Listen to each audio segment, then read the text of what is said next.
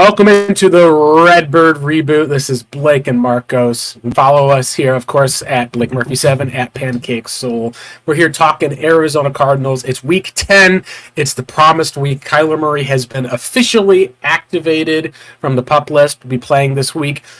This is great news coming off of one of the worst Cardinals offensive performances in the last 60, 70 years. We'll briefly touch a little bit on the game for the most part, but obviously that's not the focus. We're here talking about the Cardinals quarterback coming back into the fold.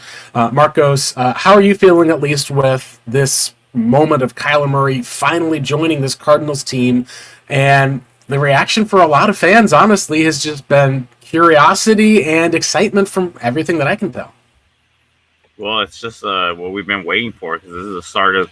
If you're really thinking about it, this is actually the start of the season, which is this Sunday. Anything that's been looked at before has been nothing but evals for like rookies, for anybody who has been brought over as a new sign during like the off season, and whatever this implementation of both sides of the scheme on defense and on offense. So it's been an eval process there, but we don't even know what this team is going to look like really until we have Kyler Murray out there. So like the eval process, as far as like what this offense is really going to look like, it doesn't matter what it looks like under Josh Dobbs or Clayton Tune. It matters what it looks like under Kyler Murray. So now that he's back in the fold, now we know for sure, hey, let's start the evaluation process, which is what I've been talking about since the beginning. Hey, the eval process is not just one game; it's the whole. Like it's what would we have, like 7 games left or 8 games to evaluate him? That's what we got to see him as a whole. Does he get better throughout the season? Does he start off like throwing bombs down the field for like 500 yards and 7 touchdowns, like our Venable John Venables put out there? Is he going to be that way from the very get-go, or is he going to start out, kind of like, hey, he's having a little bit of trouble getting the used to it, but that's fine, because let him get used to it, and then once the end of the season comes around and he's throwing those like 400 to like 3 touchdown games, right, then that's how we know. Yeah, absolutely. Now, before we shift into Murray mode, let's talk a bit about just what in the world it was that we saw happen on Sunday with the Cardinals, and this, I think, was probably what we should have expected, Marcos. Clayton Tune, it's his first start. He's not a highly drafted rookie. This is a 5th-round pick, a guy who is really just your break glass in case of emergency quarterback after the Cardinals traded Josh Dobbs, who, of course, is the NFC Offensive Player of the Week, because that seems how it is with Cardinals fans. He moves to Minnesota, runs around a lot. Falcons end up blowing the game. He also is, shockingly, at least I know we can say, does the same thing he did in Minnesota as we saw week 1 for the Cardinals. Goes out there and is able to quickly learn, process the offense in a way that's able to get the Vikings another win on their schedule. They're now 5-4, all good feels about with him. Meanwhile, in Arizona, we're talking about all-time terrible performances, and it's something that we probably should have expected, but I don't know if fans even expected it to be that bad. Cardinals had 48 total, I believe, offensive plays and 58 total yards. You're talking about just barely over 1 yard per play. It was one of the worst offensive outputs for the Arizona Cardinals since the 1955, as far as when you have to go back to be able to find how bad it was. I think of a few things that we've seen like that in my head. You've got, obviously, there was the Max Hall era for the Arizona Cardinals, but the Ryan Lindley playoff game where they had 70 yards. You're talking about some of the performances that they had, at least at the end of that 2012 season. That 58-0 game obviously stands out. You're talking about a Cardinals team that has had some really bad performances from quarterbacks, and this has been one of the worst overall, unfortunately. What do you think, at least, as far as is there a reason why it was this bad? Or really, Marcos, I feel like that we probably should have anticipated that this was simply a game that you were just taking Clayton Tune, throwing him to the Wolves. You were just trying to buy time to get Kyler Murray back. And I think what made insult worse to injury was you lost 2 guys on your offensive line. We don't know what their status is for this week. But it does feel like in a lot of different ways, it wasn't just a blowout loss for the Cardinals. It wasn't just a expected loss. It was a pretty devastating loss overall, especially, I would say, for what could be Clayton Tune's confidence. I mean, that kind of takes his confidence, like, and it just throws it out the window. That's a very bad performance. And what we can say in his defense against those other quarterbacks is that those other quarterbacks were like they either had some experience with the offense that they were working with, and they were in a very bad team or maybe a system. But like Ryan Lindley, for example, he had an actual good team that he was helming. He just wasn't a good quarterback. With Yeah. Clayton Tune, I mean, I feel so bad for this guy, but that's exactly what we anticipated. We thought going up against the Browns defense, it was going to be tough. It was going to be tough, but did we think it was going to be this tough? Probably not. But it was bad. It was the offense just couldn't move the ball, and you could tell that it was just like there was nothing they can get going on offense as far as the run. The run was first in line, and of course, when they stopped the run, that was it. That was it. Then they were gonna force Tune to have to take some dropbacks and then look down the field to find a wide open receiver, and that was gonna be tough in itself.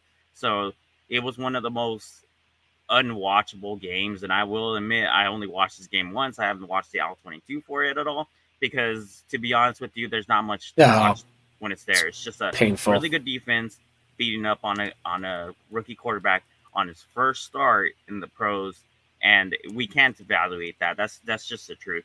To evaluate that, it's going to be hard for us to be able to say, oh yeah, like this is where his bright spots and this is where his bad spots are. It's hard, anybody can go out there and go up against the number one defense and then look that horrible. So, oh man, like he took one for the team though. That's what we got to say. Unfortunately, yeah. There's no doubt at least that he was essentially starting, and I think we called it before the week. Talked about it being a sacrificial lamb. Essentially, this is a guy who's going to go out there and get killed by the Browns defense, so that Kyler Murray is not the guy who goes out and gets killed by the Browns defense, which is unfortunate because, like we said, it's very hard to evaluate and whether or not this was sacrificing some long-term areas for Clayton Tune as far as, we saw in preseason, it wasn't that he looked like he was anywhere near ready to start in the NFL. That's part of why when the Cardinals made the trade for Josh Dobbs, it made a lot of sense because we said this team wants to actually be competitive, and a fifth-round rookie just going in as your starter, that was one of the things that the Cardinals probably didn't do a good enough job of upgrading in the offseason, but you didn't have as much of a choice. Colt McCoy didn't seem to show what was going on. Tune, I think he's shown that there's chance for him to develop into a backup. It was just a move that Arizona made because they were able to get something for Josh Dobbs. We were able to at least see that the Vikings, a team that probably could lose every other game this season, now with a quarterback like Dobbs taking the place of Kirk Cousins, maybe there's an opportunity for them to be able to move forward, and you'll be keeping another team out of the draft order ahead of you is part of how I can say it too with Josh Dobbs. It was a move at least, and we can at least talk about some of just the crazy stats that was there.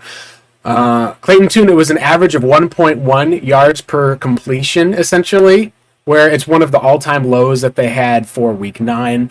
There's a chart, at least I can pull up, that shows what the weekly outlook had been for, essentially, whenever you're talking about quarterback play, players who are efficient. So you talk about how many expected points they're added, and then, of course, there's the PFF grade.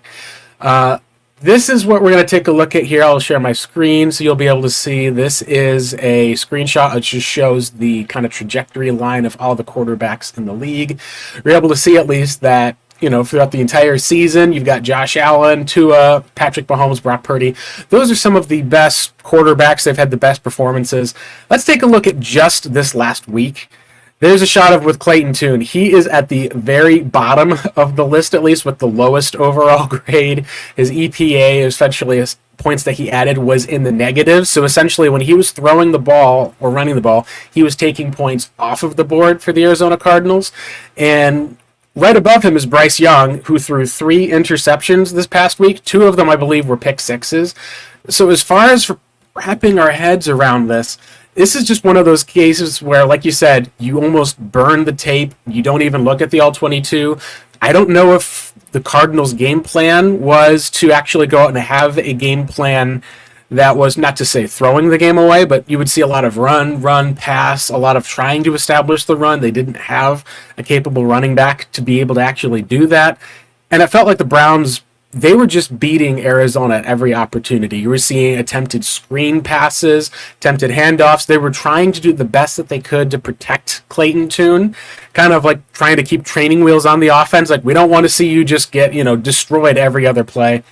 And it felt like it didn't matter. The Browns, I think, were just in a different stratosphere than this Cardinals team with Clayton Tune was. And it's going to be very interesting to me to see, is this a spot where we're going to see the Arizona Cardinals with Kyler Murray, with missing some talent? Is it going to be just this matchup? Or are we talking about Kyler coming back to a bad team and now we're going to have to just see? Because I think that's the question a lot of fans are going to look at was it worth not putting Kyler Murray on the field? And I think, at least through what we've seen so far, I don't think I would have wanted to put him on the field against the Browns. And I think that it's going to be, at least hopefully, a softer landing at home for him as he comes back to the fold this week. Of course, you see like CJ Stroud at the very top right. I mean, that's the one I've been like burning like a hole through, because I think to myself, of course, the team that we traded with has like a quarterback that's been not only breaking rookie records, but having a really good season. But yeah, if I burn the tape, I'm probably not going to save anything from it. I'm going to stay as far away from that Arizona Cardinals and Cleveland Browns game, because there's nothing to take from that. There's absolutely nothing to take from it. I mean, the defense could do the best job that they possibly could, but when you have like that efficiency on offense, it really doesn't matter. Like your defenders are going to give up on you. They're going to go out on the field and hope that they can turn the ball over, not turn the ball over, and just, at some point, knowing that you're not moving the ball on offense, you know that you're losing the time possession battle. So your defense is out there way longer. They're going to get tired. So there's not much to see as far as tape-wise. There was one play that I do want to highlight, and that's that Garrett Williams pass block defense, where he just completely made up for the throw, timed it perfectly, and broke the ball and jarred the ball away from, I forgot what the receiver was, but the receiver ended up injured after that game and after that play. And that was the one bright spot that I saw that I really was thinking to myself, maybe I'll save that clip, because it was really good timing. And it shows that Garrett Williams, while I wasn't really high on him, he's actually showing that he has a higher base than what I expected him to have. Mm-hmm. So with the higher base, he can just go up from there.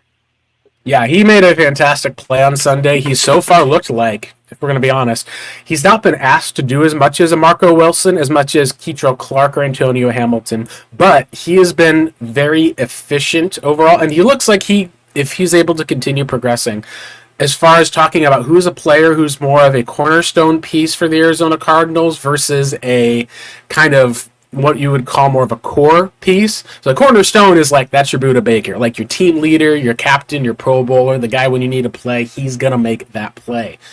You can't just have a team of all cornerstone players. What you need to do is find core players, guys who are going to be able to be either solid or have the potential to develop into those cornerstone players. So far, that's the best takeaway from this game, is we at least have been able to see, I think, that as far as the cornerback room for the Cardinals goes, it's not been good this year. They need to probably upgrade, renovate that room, at least being able to add a veteran plus probably another high draft pick would seem to make some sense. But if Garrett Williams is able to develop, and I think we're seeing that in the process of, that is probably another great takeaway that we can have from this game, in which there aren't a lot of good takeaways. I think you're also in a place of saying that there's optimism coming out of this game. The biggest takeaway that I had was, if you're looking at the Arizona Cardinals and you're saying, if this was their current quarterback situation, you'd feel kind of helpless. I look across the field and think the Cleveland Browns gave up 3 first-round picks for Deshaun Watson, and while the deep ball looked great, it looked like he had forgotten how to throw a short football, and it was a spot where he had 219 yards, but it was essentially on all of these long pass plays. It didn't look accurate throughout the day. He looked like he was scared to take a hit, like there were multiple times that he would seem to run out of the pocket and hit his check down versus looking for that big play. He's coming off of injury as well, so that I think is part of it, where he was trying to protect himself. But if you're a Cardinals fan, you're saying, hey, we've got multiple first-round picks. We've got Kyler Murray in the fold. There was optimism, I think, that you can have as an Arizona fan coming out of that game despite the final record. And that's something I think that's good for every Cardinals fan to be reminded of. I will say, at least going into this game, there was a lot of people who questioned, said, "Hey, what's the harm in starting Clayton Tune? Like, might as well see what he's got. Josh Dobbs has not been good." We've been able to see through that it can get worse. Unfortunately, whenever you say that, it doesn't have to, but it can get worse. What I think is cool about Kyler Murray now is we can expect now as a Cardinals fan, hey, it can only go uphill from here. This may have been the rock bottom for the Arizona Cardinals, but whether or not Kyler Murray comes back and plays dominant, whether or not you look at and the Cardinals continue on this tanking path toward the number one pick, there is a brighter future for the Arizona Cardinals fans than what we saw this last Sunday. No, yeah, and there's definitely no tank when it comes to Kyler Murray being back. But yeah, like it'll be up to him if that tank continues to roll, and if it like I mentioned, it's going to be up to him. He'll be manning the tank, and that would be bad for him, or he'll be completely saying no to go put that back in the base. We're not doing this. We're not doing this, and then we go on a run for the rest of the year, and of course get ourselves out of a top pick. Because we still need to get somebody that's even though if he plays well enough and we have like the number one overall pick, why not just trade back and then get somebody like Marvin Harrison Jr. or some other player, and they just be like, you know what, Caleb, you can go wherever the hell you want to go. Like if you don't want to go play for the Cardinals, fine, go play for another team. We'll make a deal for them, and you'll get us multiple first round picks. Meanwhile, we got our starting quarterback for the future, so we don't even have to worry about you. And that would be best case scenario in my opinion. Obviously, we have options, so that's another good thing about being, what are we, like 1-6 right now? Before Kyler Murray starts, at the very least, we're in a position to control our destiny. But once again, it comes down to the evaluation process with Kyler Murray on how he does the rest of the season. And I think that's what everybody's just like looking forward to. That's why we're not even looking back at the Browns game. We're looking forward to the Atlanta Falcons game. What happened. Clayton Tune was a sacrificial lamb. I hope it doesn't come down on Clayton Tune that like, hey, you're really that bad. I don't think he's really that bad. He was just thrown in a situation that not a lot of quarterbacks would have been successful being. And they really have to think about this, because what if Kyler Murray was healthy enough, which I do believe he probably was healthy enough. What if they had thrown him out there and this defense is ferocious? What if that kills his confidence? What if he got hurt again by taking another sack? What if like the numbers don't look that great at all? It's like you're throwing him out there, and for him, like picking up this offense for the first time and not knowing much about this offense, and then you have to worry about like the edge rushers and all these defensive tackles, and even the secondary is very talented there. So it's like, okay, here's your first task. Like, nah, I don't think that was a smart move to put him out there against the Browns. It's good that they put him. And yeah, the Falcons have a good defense this year, but you have a better chance against the Falcons than you would ever have against the Cleveland Browns. And for Watson, I don't have any, like, it's not that I don't have any ill will. I really don't like what has happened outside of football when it comes to him and how he's handled it afterwards. I get that the city of Cleveland is backing him up 100%, but this is what you guys do. You guys gave this guy a fully, like, a contract that you guys can't get yourself out of, and there's question marks about whether he'll even live up to it. And so far, he hasn't lived up to it. So, I mean, you guys are just good on you for the defense, but on offense, like that was not a very smart move to sign Watson to that big of a contract. And unfortunately, you guys are paying for it with Watson playing at an okay level, maybe, but not playing at the level where he was when he was with the Texans. So that's perfect example of when you sign somebody to a contract and you sign them to a fully guaranteed contract, you can't get yourself out of it. So you guys reap what you sow. Oh, you're on a yeah. Yeah, and that's especially important, I think, Marcos, because Kyler Murray, a lot of people have talked about his contract, at least, and what the cop hit looks like, what Arizona has to look through as far as if it's worth moving off of. I remember a few years ago, the reason why Watson and Murray had been tied together was there was a while when Deshaun Watson was considered available for trade that people had said, hey, would you trade Kyler Murray for Deshaun Watson? Would that be an upgrade? And the, I think, core of it that I'd said was, don't do it. It's a no. And this is before a lot of other things about the person came out. As far as on field went, there was a lot more confidence, I think, in Kyler Murray And in a lot of ways, we've seen that maybe he was more underrated now than Cardinals fans were realizing, because if we were just one Josh Dobbs away from seeing that level of embarrassment, and that's one thing that Kyler was keeping us from, that does at least show what the value of a franchise quarterback is in today's NFL. And let's talk a bit now with the expectations, because this is a huge game for the Arizona Cardinals. It's probably one of the biggest games that they've had with Kyler Murray at quarterback. I can think of a few offhand. There's his first game against the Lions, obviously, his debut game. You're also thinking of the first actual win that they were able to get, I believe, against the Browns, I should say Bengals in 2019. The Falcons game where the Falcons defense was atrocious, and so you're going, hey, if Kyler doesn't throw for 300 yards against a defense that's terrible, that may not be good. He, of course, went off and was dominant in getting that win. And then you think of the 2020 year where the Bills game where they went 6-2 with the Hail Murray game. You think at least of that playoff game where he was injured. I think of that 2021 game against the Packers at 7-0 as one of the other biggest games. And then, of course, there was the Rams playoff game in which he had a terrible performance. And you look at last year, of course, obviously, Cardinals came in and were able to get a gritty, close, crazy win against the Las Vegas Raiders before, obviously, the biggest game of their season at 2-2, getting blown out by the Seattle Seahawks, realizing that this team was ultimately a bad football team. That seemed to start the downhill slide for Arizona.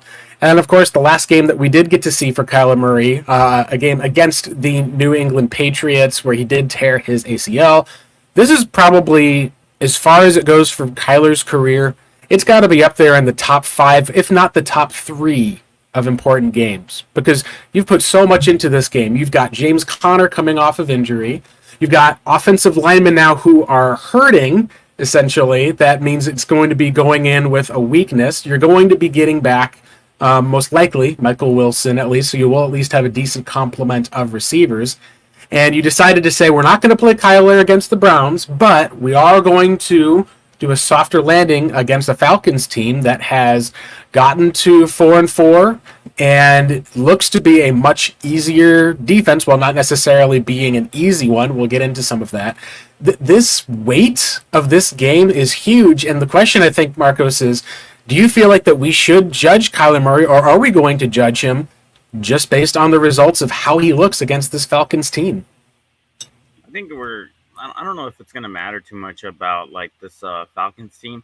He's going to look like a quarterback's going to look in today's NFL when it comes to like, being able to like complete passes and whatnot. What I really want to pay attention is I want to pay attention to like the splits of like the under center snaps and the shotgun snaps to see, how much they're going to implement in this game. Is it going to be as much as like these other quarterbacks have been getting, or is it going to be like we're just going to kind of put a cushion on that? We're going to have more run plays from under center than our pass plays. That's one thing that I really do want to pay attention to. I've seen how Kyler Murray can run an offense, so I do believe that there's going to be some shots outside of the numbers that they're going to call, mostly because he has the arm to be able to do that.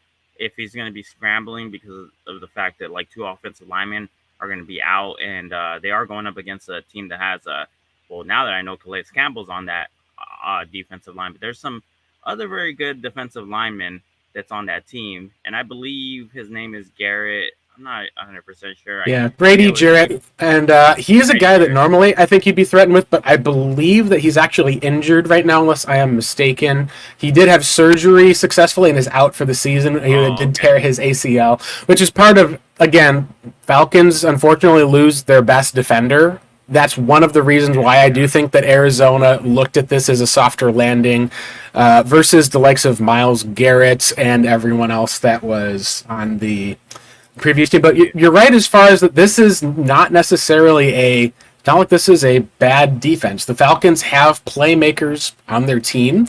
I'll at least can check, but it looks like from at least this season, they're still within the top 10 as far as points allowed. They've got a great run game. There's just been a lot of questions, obviously, about the coaching and the usage that's been there, but it's the 4-4 team that hasn't been a terrible defensive team, but hasn't been like the Cleveland Browns either. Yeah. And that's what I thought about the possession battle is going to be one to watch. It's crazy because the Cardinals have been efficient when it comes to running the ball. So obviously we're going to have to lean into that quite a bit, and that also goes to like what are we going to do with Kyler Murray when it comes to these run plays because of he's coming back like from tearing an ACL. So like how much usage are we going to get from him when it comes to like running the ball and maybe like picking up 5 or 6 yards on these option plays. So I'm more interested in what the numbers are going to look like when it comes to like the snap count. So how much under center, how much in shotgun, how many run plays under center, and how many pass plays from under center. And I have a prediction that's going to happen. I think he's going to be under center on the first snap of the game for the offense because they're going to try to, say like, look, this is a different offense. We're going to put him under center. It's probably going to be a pass play that he's going to roll out on, and he's going to complete to like a tight end or somebody who's kind of similar to like the plays we were looking at like on the last stream. So I believe it's going to be something like that, just to put out there and be like, look, guys, this is what we're going to get, and this is what we're going to implement, and then we're going to see some implementation there. But I could always be wrong. He could just be full blown like already pick up the offense and be like, oh look, I don't care. You guys can put me under center as much as you guys want, and we could see a heavy number of under center snaps. I could always be wrong about that, but that's what my prediction is, and that's what my evaluation is going to look like as far as evaluating Kyler Murray. Yeah, absolutely. I think that's something that we'll be able to look at too is with the Falcons and how teams perform against them overall. We've at least been able to see that the Falcons have some great players on defense, at least. They've got some young pass rushers in Zach Harrison, Arnold Ibikady. Harrison, I believe, is a rookie, but the real standout for them is in terms of being able to stop the run and having some playmakers in the passing game. So you're talking about the biggest standout name, obviously, AJ Terrell is their cornerback one. He is a phenomenal cornerback, excuse me. He's probably one of the top 5 corners in the game right now. He's probably going to get the Hollywood Brown, Michael Wilson assignment. Maybe he's going to follow and play some man coverage in Hollywood. They also had acquired Jeff Okudah from the Lions, who has not really quite lived up to the draft status. But their big move in the offseason was they went and brought over Jesse Bates, the safety from the Cincinnati Bengals. So they have playmakers at least, and they've got a decent upfront line to the point where their entire model is we're going to essentially stop the run. We've got playmakers at least in the secondary if you're going to come out throwing. The issue as far as with how they've been is their offense seems to be underperforming. They've had quarterbacks that have gone back and forth, and we can talk a bit about from what we've seen, but neither Desmond Ridder nor Taylor Heineke have been anything impressive this season thus far. And so you're almost looking at, hey, here's Josh Dobbs. He's on a bad Cardinals team. Cardinals have Hollywood Brown. We see Trey McBride is moving. James Conner has been off of this team for a little while. Meanwhile, you look at what's on the other side with Bijan Robinson as a top 10 pick, Kyle Pitts at least a top 5 pick. You've also got a veteran tight end in Jonnu Smith and a decent offensive line, and yet this Falcons offense is not high flying. In fact, they struggled to be able to put the Minnesota Vikings away last week, and a lot of that I think is they really just kind of are stuck at the quarterback position. And there's other things we can get into with coaching, but that's one of the biggest advantages I think for this Cardinals team is if you look at the straight matchup, Taylor Heineke, Kyler Murray, you got to think that Arizona there is going to have, even coming off an ACL, that's got to be some advantage for the Cardinals. Yeah, I would think so, but this is, like I said, we won't even know what the capabilities are until we see the first drive. We'd probably get a good idea of what like the capabilities are, especially going like forward with this offense. Maybe like a quarter afterwards, we'll get like a really good feel. And then obviously when the game's over, and if we win, we win. If we lose, we lose. We'll see why those situations happened. Was it because of the defense? Was it because of the offense? Was it because both couldn't, like come together and play complementary football? And Taylor Heineke, I didn't even watch that last game against the Vikings because I didn't want to see Josh Dobbs play a good game, and obviously he did play a good game, which I was always mentioning, like, why didn't we just keep him instead of just like shipping him out for a 6th round pick when we got him for a 5th round? Like, oh Yeah. my god, this decision making. But anyhow, I, I I don't know what to expect from Taylor Heineke.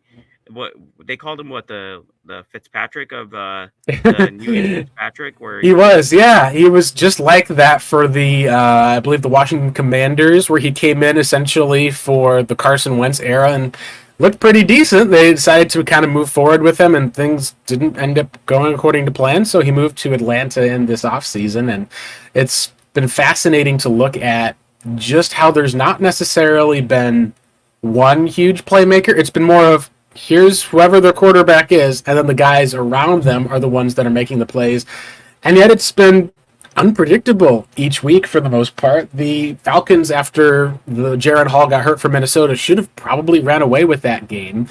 And yet they only ended up scoring, I believe it was, with a little bit of a back and forth game. Their defense was what really caved, talking about last week, because they end up with Josh Dobbs taking over in the second quarter, I believe it was. He gets sacked for a safety.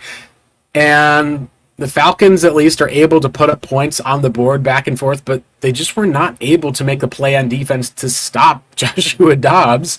And that's, at least especially on the ground, that was one of the things I thought that was most interesting. So Josh Dobbs, he only threw for about 150 yards, and he came in the first quarter, so it's about a full game.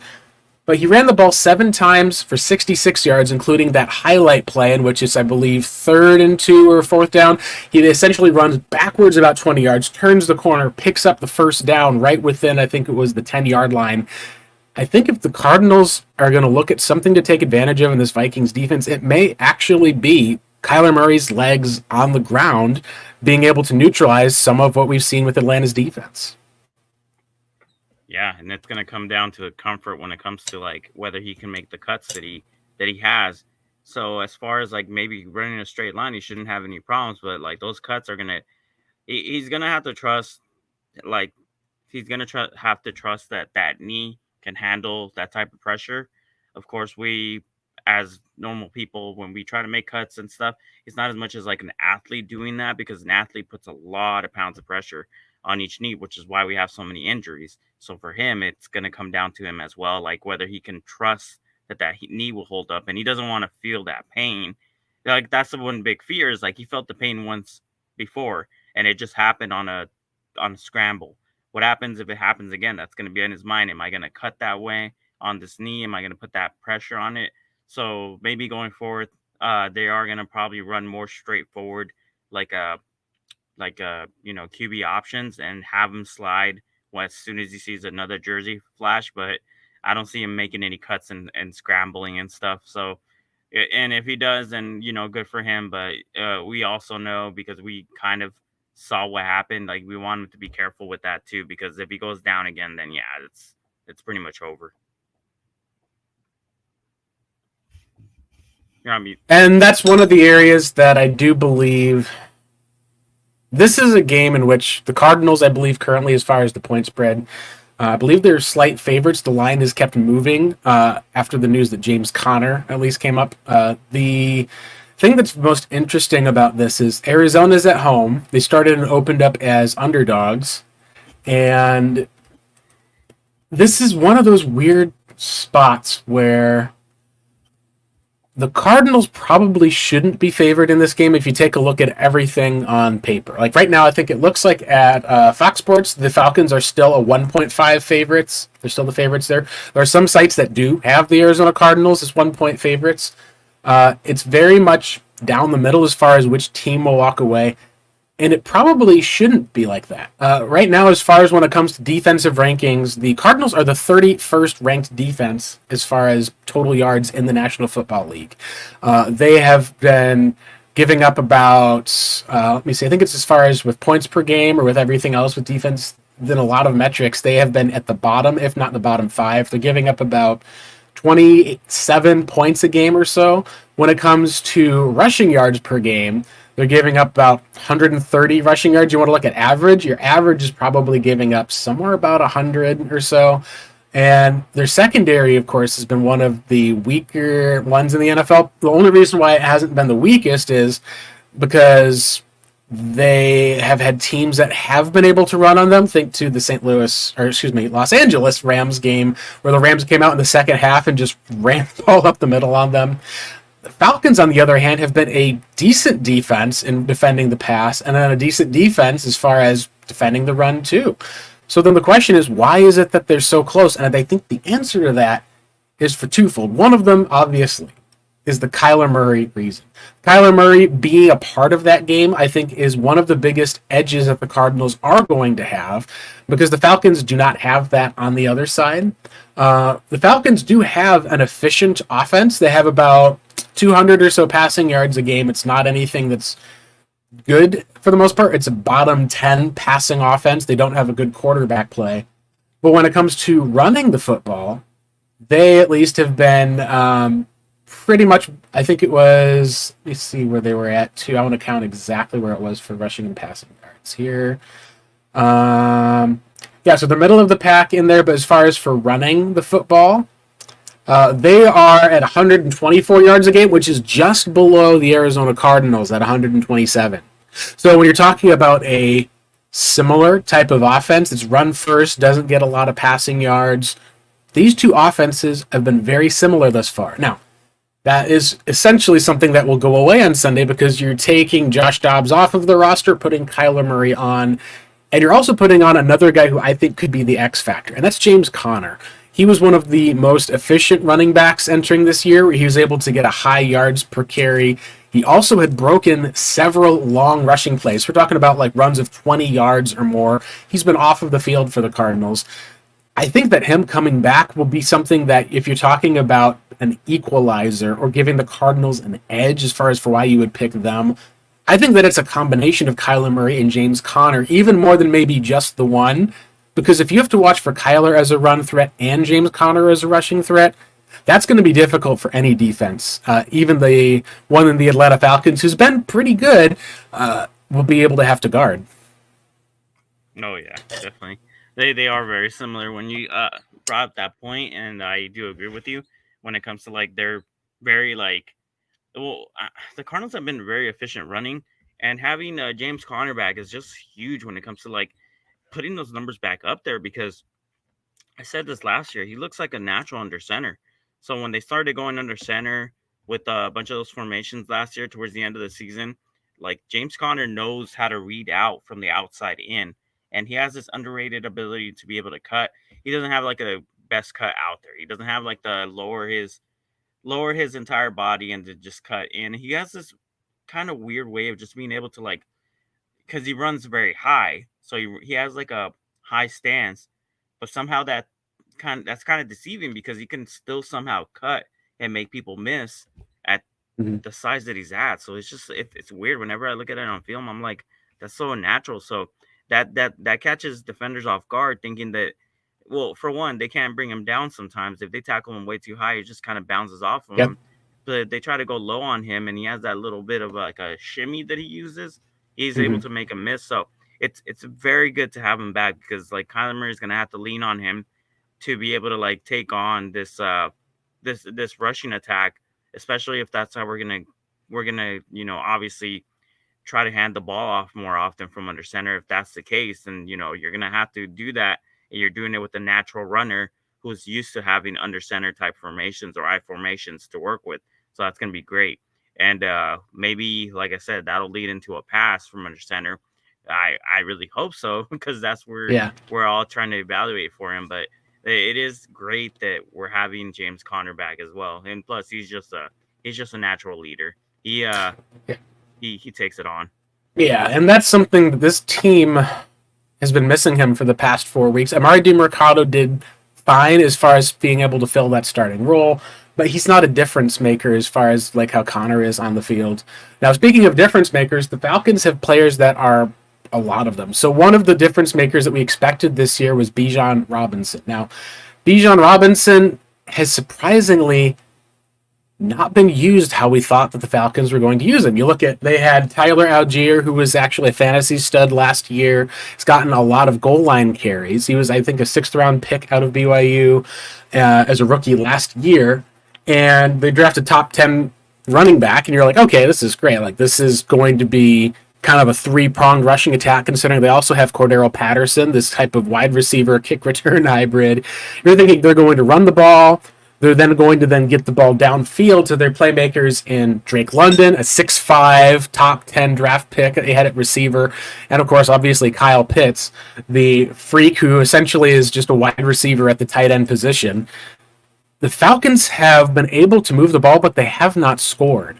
They are 30th in the league out of 32 as far as with their goal to go possessions for touchdowns. That's per at Lord Reeves, which is 30. So when you're talking about, you've got Bijan, you've got Cordero, you've got all these playmakers, you've got a tall receiver in Drake London, who's been out the last 2 weeks, but he's practicing again today, which means he'll probably play against Arizona. We've got bad cornerbacks. We should, it's by any reason at least, unless the quarterback for the Falcons is just terrible, and Taylor Heineke wasn't good last week, it feels like that should be a Falcons game that they should be able to win. But I think that one of the things we're underrating is that the Falcons coaches, or at least for sure the Falcons head coach, Arthur Smith, he's been really struggling with some baffling decisions. So they, last week, instead of handing the ball off to Tyler Algier, instead of handing the ball off to Bijan Robinson, on second and goal, they handed it off to their tight end, Jonnu Smith, on a jet sweep. So you're talking about, hey, we're going to, instead of throwing the ball up to our big tight end, instead of handing the ball off to our big running back from like the 2-yard line, we're just going to hand it off to our tight end. So you're like, what kind of decision making? And we've seen this decision making from Arthur Smith pretty much consistently throughout the whole season, where they're sending Bijan Robinson out on receiving routes when instead he's breaking like 40-yard runs when you hand it off to him on running the ball. And I don't know if that's specifically Arthur Smith's mentality of, we're going to come out with something that you don't expect. So by doing something that's unexpected, like we're going to trick you type of a philosophy. Maybe that's how he views his game planning. Maybe he is just wanting to kind of win games his way with how he designs plays for the most part. But it does feel like in a lot of ways that, and he's been questioning the media this, he may be a guy that's holding back the coaching for the, as a coach, he may be holding back some of the talent on this Atlanta Falcons team. And that makes me that reminds me of another specific set of information. So the last time the Cardinals played a team that really struggled in the red zone and converting in the red zone, that still was able to move the ball and ran it really well, it was the Dallas Cowboys in week 3. And that was the Josh Dobbs win game, where the Cowboys went essentially 1 of 5 when they had opportunities or got into the red zone, including a missed field goal, missing another field goal, the interception. This is a spot where I think the Cardinals could potentially walk out with a win, unless the Falcons, and I guess I should say, as long as the Falcons are content to keep going with this weird mix-up, not using some of the personnel that they have. That may be with Arizona. If they can punch it in with James Conner, or even Kyler Murray is able to scramble in, and the Falcons, they can stop them. That may be the recipe for how you can get a win in Arizona, even if the Falcons are moving the ball downfield against defense that's not that good. Yeah, exactly. And I mean, we remember the beginning of every season when we would see Kyler Murray under center and having him like do a bootleg into the end zone. I do expect that that's going to be at least the play call that they will pull out. And Yeah. that's interesting. I didn't know that about like the Dallas Cowboys, that they really did have a hard time against the Cardinals getting into. I mean, it ended up on that interception by Kaiser White, so it kind of makes sense. I mean, they didn't score that many points, so maybe, I mean, maybe this is a possibility for us to be able to like, well, we're the underdogs, so we're supposed to take these guys on and actually like pretty much like not spoil them, but this is a trap game per se. And I mean, that's fascinating about like the numbers when it comes to that. So it's something to look at confidence wise when it comes to like our chances to be able to win this game, because that's exactly what everybody's going to try to do in this building, starting since Kyler Murray was activated. It's like we're doing this to win. We're not doing this so we can lose this game. We're doing this so we can win this game. And well, I mean, our defense, if it holds up good enough when things get more condensed in the because it is hard to score once you get down to the red zone when you're 10 yards away from there because of how condensed everything is. So if they do a good enough job like they did against the Cowboys to keep them from being able to punch it in, then we have a good chance of being able to win this game. It just all depends if the offense moves the ball as efficient as we expect it to. No, I think that's definitely something I'd agree with. The matchups, at least, I'm going to watch, and we can get into at least a mini score prediction. But the biggest matchup I think that I want to watch is going to be Kyler Murray versus the pocket. Now, that's because we don't know what kind of a pocket we're going to get. If DJ Humphries misses time, if Will Hernandez misses time, you're going to be down to essentially two starters because we don't have the original starter that's still on IR, at least with Elijah Wilkerson. He's on IR. You're going to be down to your right tackle in Paris Johnson, and you'd be down to your center in Hjalte Froholt if those guys miss time. There was no update today. I think that if, and this is something we talked about at least off air, I think that you can at least argue that even if Calvin Beachum is worse than DJ Humphries, Humphries has not had a great year, and so it's probably less a drop off from DJ Humphries to a Calvin Beachum as it would be for, let's say, Calvin Beachum starts and then he gets hurt. Then you're talking about a huge drop off as far as in talent. That's something I think the Cardinals you don't want to have for this season.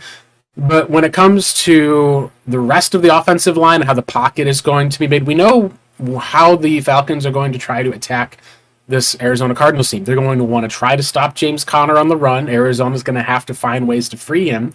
They're going to also have Kyler Murray as with these play action bootlegs. He's going to go through. I want to see how Kyler does when he turns his back to the defense and then has to look forward. So you fake the handoff, obviously, on setting the play action to get the defense to bite, and then you turn back around, you have to process. And that's something that's different from anything he's done thus far in his football career. He's always been operating out of shotgun, unless, like you mentioned, the goal line carries where he would line up under center and then would usually run on a naked bootleg or in one of my favorite plays, I think it was against Philly, but they had James Conner actually was out there as a lead blocker for Kyler Murray. So essentially, you're like, oh yeah, this is exactly the type of play call that you want to see. We would only see that on the goal line. Whether that was comfort, whether that was something, I think that you want to see how Kyler looks because if he's going to have to turn his back to the defense, that means you're going to lose sight of it. You have to know where your receivers are. You have to be able to understand and process reading the defense. And that's not just, I think, going to take time. That's also going to be something that I think is going to take being able to learn this offense through film study. So that way you turn your back to the defense and you know the Hollywood Brown, at least on this read, is running a slant because the two safeties went to either side of the field and he's going to be there over the middle. You're then going to have to basically step up in the pocket because of the pass rushers trying to get back to you and make that accurate throw over the middle. You're not going to have that same flexibility to be able to run, I think, like in the Cliff Kingsbury offense if you're missing your tackle this week and DJ Humphries. So it's going to be something to watch, especially when it comes into play of the defense is going to try to keep him in the pocket, crowd it, and make it where he's going to have to, at 5'9", 5'10", have to be able to see things and make throws and something that he's going to have to throw with anticipation. And that's something I think that we all have wanted to see this offense do because if they can get stuff going with the run game, with those bootlegs, like we already saw with Josh Dobbs, he was able to score at least on a 40-yard touchdown. He's been able to have room to scramble. They've been able to get linebackers to bite, and that's freed up some of these big, deep pass plays to Hollywood Brown. Dobbs hasn't been able to connect on those. I think that we do see Kyler connect at least on one or two big plays on Sunday. Well, let's certainly hope so, especially when it comes to under center. And you're 100% right about the processing because I feel like what defenses are going to do is they're going to shift from like too high to one high when he snaps the ball because he won't be able to see that. He'll see too high, he'll snap the ball, and then he'll see one high. So that's going to be something that he's going to have to get used to. That's why I always say live snaps are where the evaluation process comes because you can script it when you're in practice. You can say they're going to do this, and this is how you're going to read it. But you don't know what's going to happen when you're going up against a team that you're not practicing against, that you're actually just playing an actual game against. One thing I also know that like what teams have been trying to do with Kyler Murray is they try to like not only keep him in the pocket, but they do this thing. It's kind of funny how it works out when they know they can't get to Kyler Murray and he's about to throw the ball. He's committing to throwing without like scrambling. They make themselves as big as possible. They'll put their hands up and stuff. And they're doing that not just to swat the ball, but they're doing that so they can block like more vision because they're trying to like in basketball when you see people getting guarded and somebody's about to shoot, they put the hand in the face because they're trying to obstruct their vision. Well, that's kind of what they try to do with him. They try to make themselves big so they can block as much vision as possible, so that way, if he can anticipate a throw over the middle, he's not going to make it because he Mhm. won't be able to see where the receiver's at. So I think they're going to go with that strategy. Once again, they're going to try to make themselves as big as possible as well if he is in the pocket.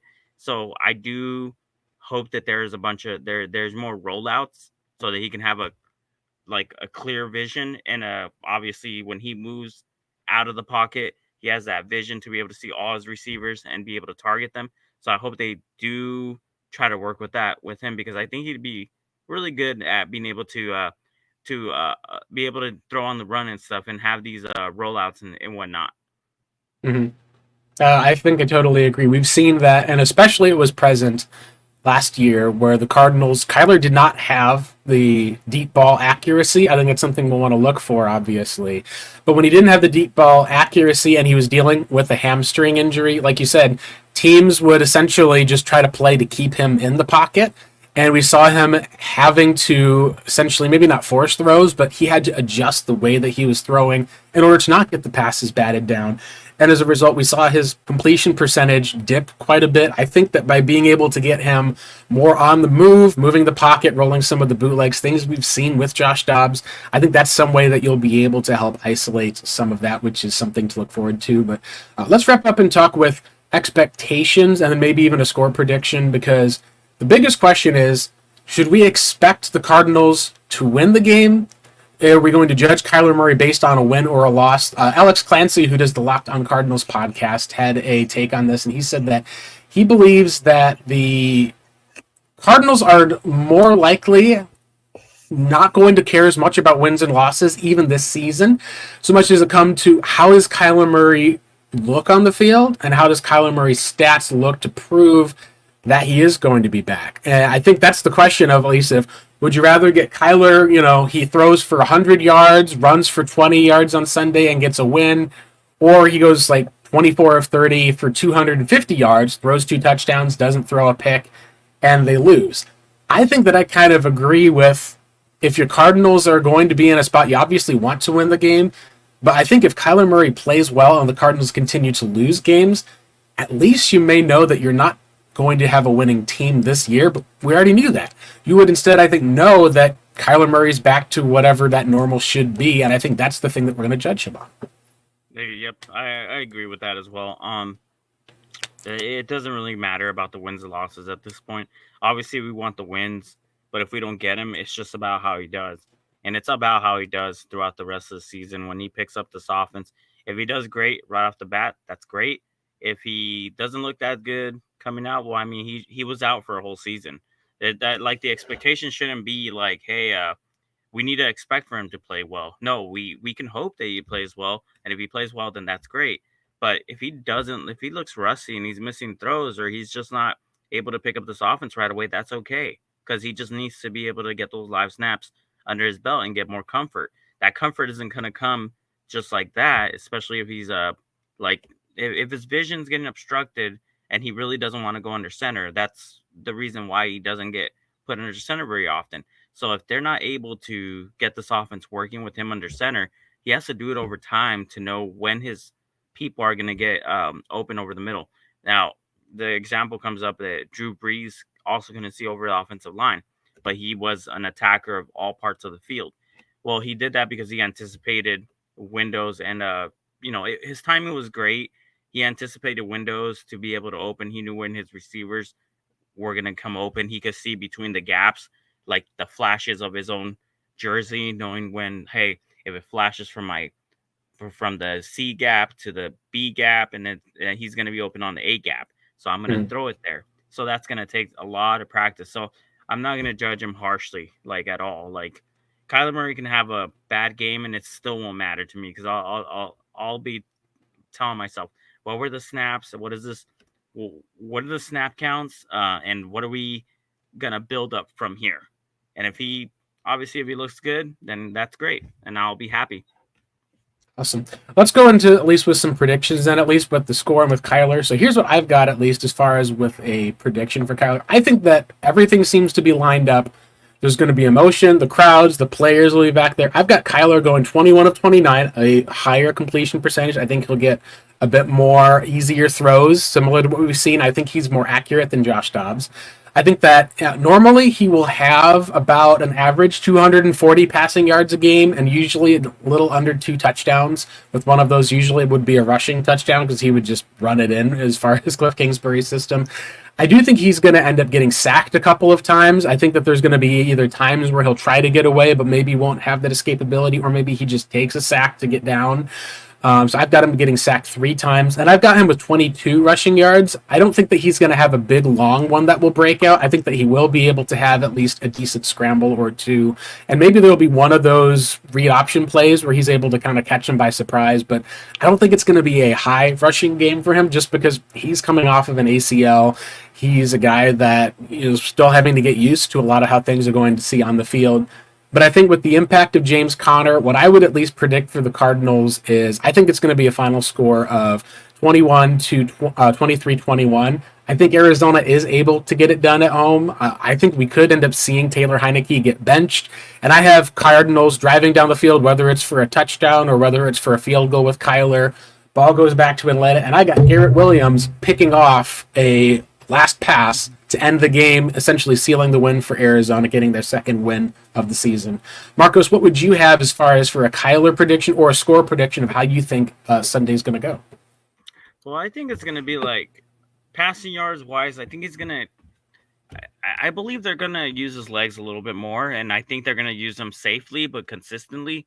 So it might be a case where he rushes for like 45 to like 50 yards. I think he's going to throw for like maybe 210 to 220 yards.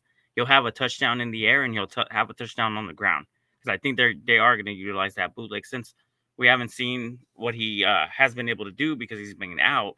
That could be a situation where they call enough under center like formations where he'll actually be able to like roll out. So that's what I feel like is going to happen: a touchdown in the air, a touchdown on the ground, possibly an interception. Although I think he's going to be very safe with it.